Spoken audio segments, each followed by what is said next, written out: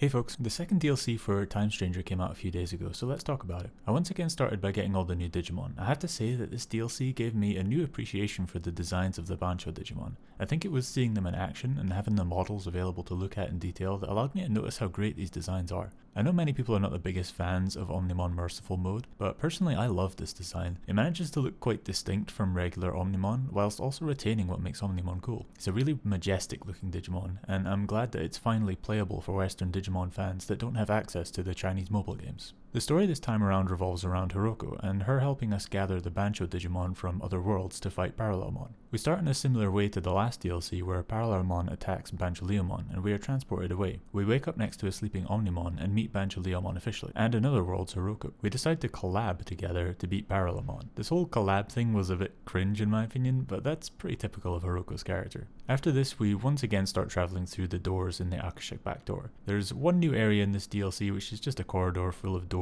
that we use for some Scooby-Doo-like chases with Parallelmon. These chase scenes, if you can call them that, aren't very interesting, and if you do get caught then you just get sent back to the start, so there's no real punishment. We meet up with our first teammate who is Bancholeomon, who immediately attacks us. We beat her and Bancholeomon scolds her as they are apparently from the same world, but all the other Banchos we meet are new to Bancholeomon. Here we are introduced to crystals in the Akashic back door. These crystals are apparently what is making Omnimon sleep, and as we interact with them we see memories of this version of Hiroko. Much like the last DLC, these memories allow us to get an insight into what happened to the minor characters of the base game while we are away in the digital world. In Hiroko's case, she is very sad about being separated from Inori and kept making videos. Later on, we also see that she apparently joins public safety and helps deal with Digimon in some way. We learn that it was actually Hiroko who gave the movie tickets to Inori's mother and brother the day that they died. She feels a lot of guilt about that, even though Inori never blamed her. We also see some scenes of her trying to get her anime made. Some interesting things here for sure, but unlike the first DLC, none of it really supports the story of the base game, and instead focuses more on Hiroko herself, which is fine, and I'm sure some people enjoyed that, but for me, Hiroko is a character I don't really enjoy very much.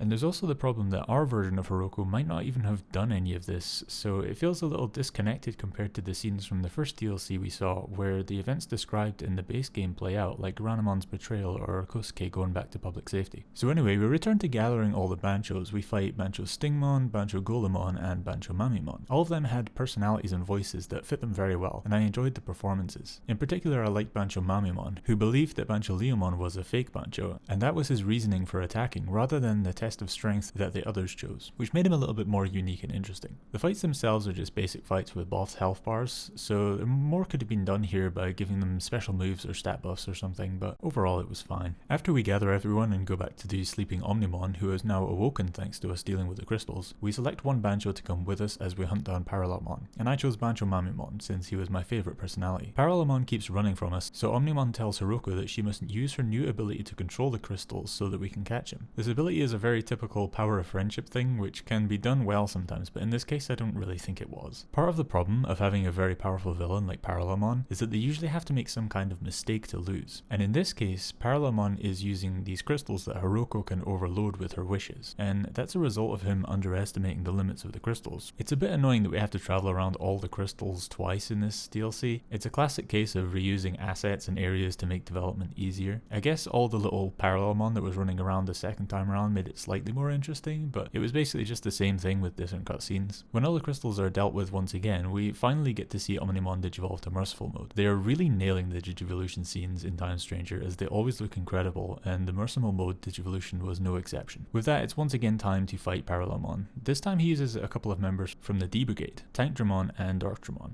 This is a reference to the rivalry between Darkdramon and Bancholeomon that eventually leads to Chaosmon. These references in the Digimon Parallelmon summons have so far been fun little surprises, so I quite like. I should mention that once again I chose to use my maxed out Digimon, but I did try to guard a bit to see if there was anything super interesting about this fight this time around, but there didn't seem to be anything, so I just ended up one-shotting him again. Once he's beaten, we get a really great team-up cutscene of Merciful Mode and the Banchos all attacking together, and Parallelmon, or at least this version of him, is done for. We part ways with our team for this DLC, and the a Digimon promised to spread Hiroko's message that she is looking for Inori in their respective worlds. A nice little touch, and I enjoyed it quite a bit. Overall, this DLC was another short but enjoyable adventure. We didn't really get much plot progression this time around, so I don't really have any idea where the overarching story will lead us, but with only one more set of DLC going into this, I can't help but wonder if we're going to get more after this, because failing that, I think we might be in for quite a disappointing end to this DLC, and I must say that overall the DLC so far hasn't massively impressed me. So we'll have to wait and see what the third DLC will bring, but for now, thanks for watching.